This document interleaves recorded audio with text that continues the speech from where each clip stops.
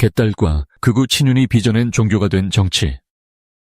2026년 4월 대한민국 정치는 꽃피는 봄을 맞이했지만 여의도의 공기는 그 어느 때보다 차갑고 날카롭습니다. 2025년 조기 대선 이후 출범한 이재명 정부 1년, 그리고 다가오는 6월 지방선거를 앞두고 양당 정치는 이른바 팬덤의 전성시대이자 합리성의 실종시대를 지나고 있습니다. 더불어민주당의 핵심 지지층인 개딸과 국민의힘 내외를 결집시키는 극우 친윤 세력, 이들은 단순한 지지층을 넘어 정당의 의사결정과 정체성을 좌우하는 보이지 않는 손이 되었습니다. 이들이 양당 정치에 미치는 영향력과 그로 인해 우리가 잃어가는 것들에 대해 심층적으로 고찰해봅니다. 자, 오늘 우리가 함께 들여다볼 이야기는 바로 이겁니다. 한국의 민주주의를 뿌리채 흔들고 있다는 평가를 받는 이른바 강성정치 팬덤 현상인데요. 정치가 어떻게 종교와 같아지고 있는지 그 속을 깊숙이 파헤쳐 보겠습니다.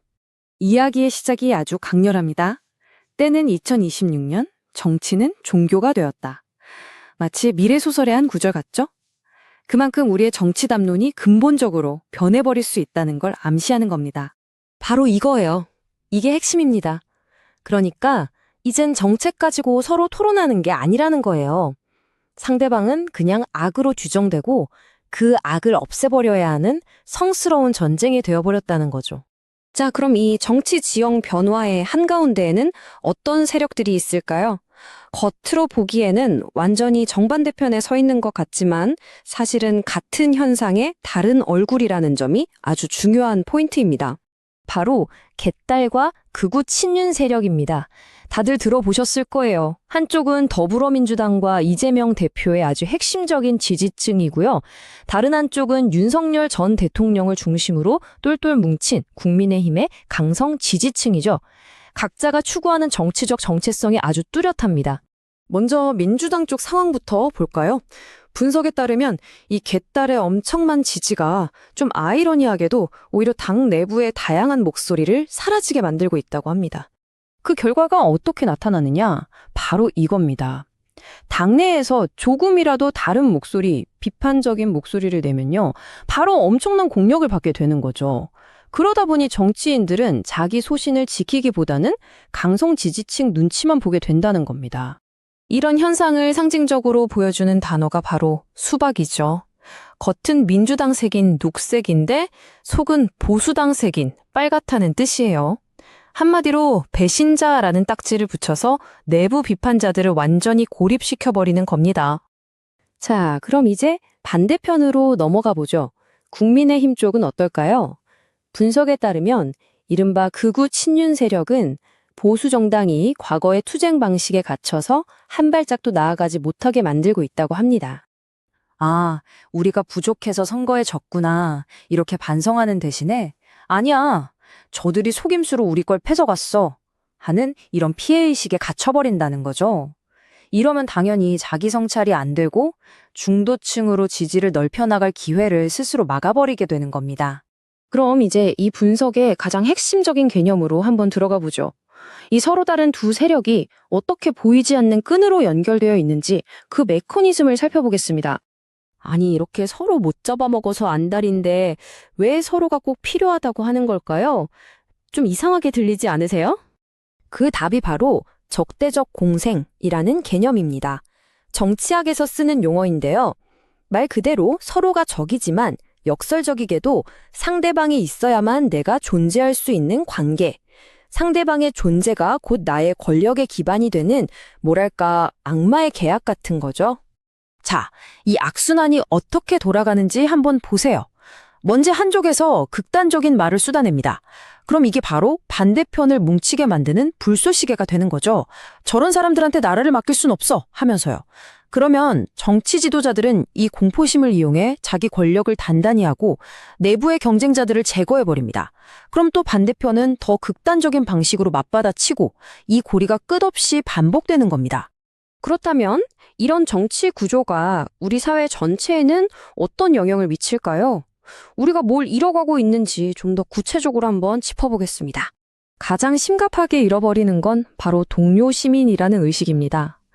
민주주의라는 게 사실 생각이 달라도 우리는 결국 같은 나라에 사는 동료 시민이다 라는 믿음이 있어야 굴러가는 거잖아요. 바로 그 기본 바탕이 지금 무너지고 있다는 거죠. 이 문장이 지금 상황을 정말 날카롭게 보여주죠. 정치적 상대방이 더 이상 대화하고 설득해야 할 대상이 아니라 그냥 없애버려야 할 적이 되어버리는 순간. 민주주의는 사실상 멈춰버리는 겁니다. 이 팬덤 정치가 가져오는 대표적인 부작용, 세 가지를 꼽을 수 있는데요. 첫째, 정당이 강성 지지층만 바라보면서 섬처럼 고립되는 개토화 현상. 둘째, 합리적인 전문가들이 팬덤의 공격이 무서워서 아예 정치를 외면해버리는 인재 고갈. 마지막으로 복잡한 정책보다는 단순하고 자극적인 구호만 판을 치게 되는 정책 무능입니다.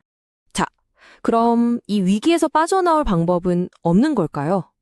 이 분석이 제안하는 길, 다시 대화의 광장으로 돌아갈 방법을 한번 따라가 보겠습니다. 첫 번째 단계는 용기 있는 리더십을 요구하는 겁니다. 정치인들이 더는 강성 지지층 뒤에 숨어서 눈치 보지 말고 이건 아니다라고 분명하게 선을 그을 수 있는 용기가 필요하다는 거죠. 그리고 두 번째 단계는 바로 우리 시민들을 향한 이야기입니다. 민주적 겸손을 되찾자는 건데요. 내가 지지하는 쪽도 틀릴 수 있다는 걸 인정하고 상대방을 섬멸해야 할 적이 아니라 나와 동등한 주권을 가진 시민으로 대하자는 겁니다. 결국 정치는 우리 사회의 거울이라고 하죠. 오늘 이 분석을 마무리하면서 이 질문을 던져보고 싶습니다.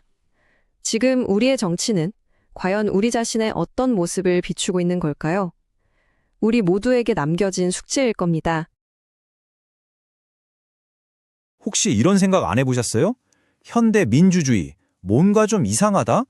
오늘 바로 그 모순에 대해서 좀 깊게 파고들어 볼까 합니다. 보면요, 투표 같은 뭐랄까 가장 기본적인 민주주의 참여는 계속 떨어지고 있잖아요. 그런데 진짜 이상하게도 온라인에서는 정치 이야기로 그야말로 불이 붙고 분노가 막 폭발하고 있어요. 자, 바로 이게 우리가 마주한 아주 근본적인 역설인 거죠. 아니, 우리는 대체 정치에 더 많이 참여하고 있는 걸까요? 아니면 더 적게 참여하고 있는 걸까요? 이게 그냥 시끄럽기만 한 건지 아니면 진짜 의미 있는 행동인지 헷갈리지 않으세요? 오늘 그 답을 한번 같이 찾아보죠. 이 현상을 제대로 보려면요, 먼저 이걸 알아야 해요. 정치 참여에는 사실 완전히 다른 두 개의 얼굴이 있다는 거예요. 그러니까 한쪽에는 투표처럼 좀 길게 보고 책임을 지는 그런 제도적 참여가 있고요. 다른 한쪽에는 SNS에 글 올리고 좋아요 누르는 것처럼 바로바로 나를 표현하는 표현적 참여가 있는 거예요. 완전히 다르죠? 근데 궁금한 건 이거죠. 왜 그렇게 많은 사람들이 길고 어찌 보면 좀 답답한 그 민주주의의 과정 대신에 당장 짜릿한 온라인에서의 표현을 선택하게 되는 걸까요? 그 답이 진짜 의외인데 정치에 있는 게 아니고요.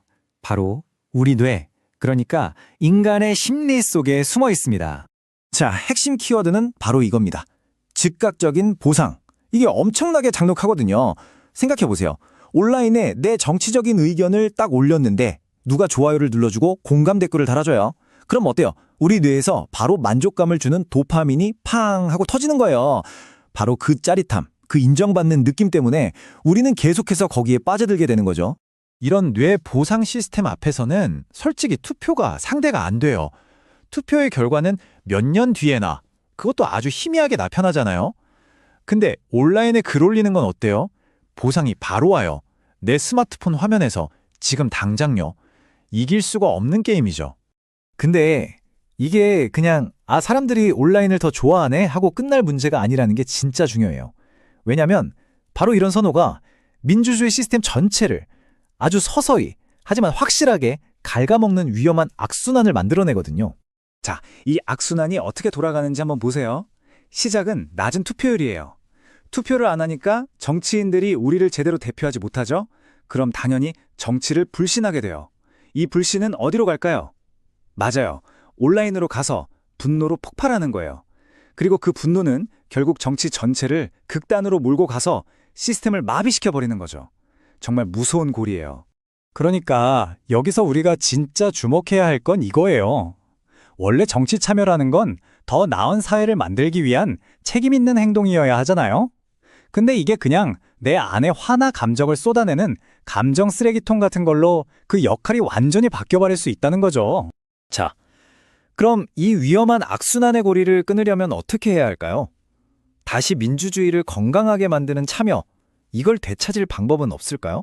자료에서는 4가지 방향을 제시하고 있어요. 첫째, 참여의 의미를 표현이 아니라 영향력으로 다시 생각해야 한다는 거고요. 둘째, 정치 시스템한테 말로만 하지 말고 결과로 신뢰를 보여달라고 강력하게 요구해야 합니다. 셋째, 극단적인 목소리만 키워주는 플랫폼 알고리즘, 이거 다시 들여다봐야 하고요. 그리고 마지막으로 가장 중요한 건데 우리 스스로가 분노를 쏟아내는 데서 그치는 게 아니라 진짜 변화를 만드는 데 집중해야 한다는 겁니다. 이 문장 하나가 핵심을 꿰뚫는 것 같아요. 참여란 단순히 목소리를 내는 것이 아니라 책임을 지는 것이다. 그러니까 진짜 참여라는 건 그냥 내 하고 싶은 말 하고 끝! 이게 아니라는 거죠. 우리가 한 선택의 결과를 그게 좋든 나쁘든 함께 짊어지는 것. 그게 진짜 참여라는 겁니다. 자, 그래서 마지막 질문은 결국 우리 각자에게 돌아옵니다. 지금 여러분의 참여는 어디를 향하고 있나요? 그저 순간의 감정을 시원하게 쏟아내는 표현인가요? 아니면 조금 힘들고 더디더라도 더 나은 결과를 만들어내기 위한 책임인가요? 한번 진지하게 생각해 볼 문제인 것 같습니다. 팬덤 정치의 3대 부작용입니다. 정당의 개토화. 정당이 특정 방송 지지층의 목소리만 대변하게 되어 보편적인 국민의 삶과 괴리되는 현상. 정치적 인재의 고갈. 합리적이고 전문성 있는 인재들이 팬덤의 공격을 피해 정계를 떠나거나 진입을 기피하게 됨. 정책적 무능의 고착화. 복잡한 사회 문제를 해결하기 위한 정교한 정책보다 지지층을 자극하는 선동적 구호가 우선시됨.